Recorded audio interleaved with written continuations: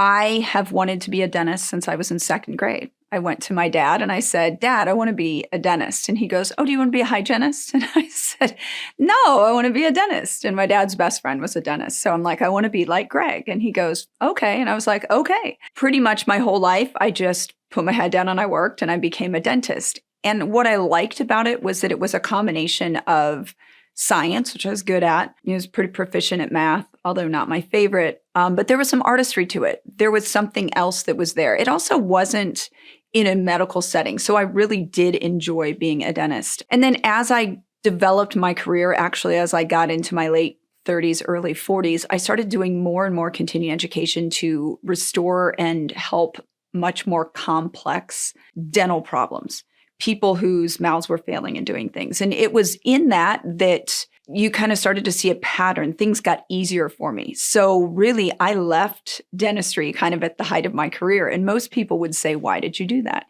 And it is a great question. I started the idea for Lewie as another company. It popped into my head 15 years before I actually did much with it. And it just kept nagging me there.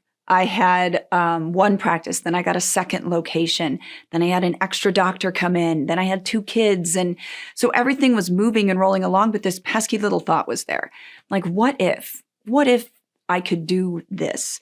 So I started moving down the process. And the first item was something that I wanted to develop that I thought I needed a patent for. And so I moved down that.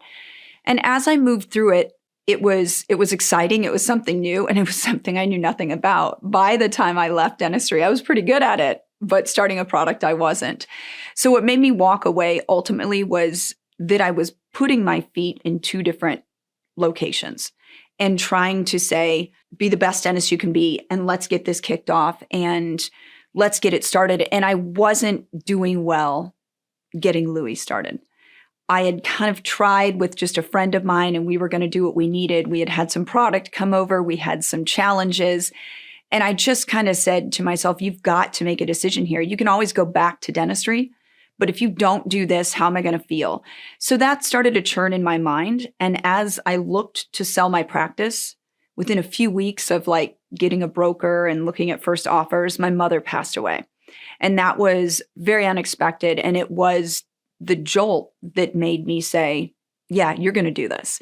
My mom had told me when she was growing up, you had 2 choices as a woman. And I don't know if this is everywhere. Obviously, there's some other, wonderful female leaders and founders that are my mom's age. But she said you could be a nurse or a teacher. And so my mom became a nurse.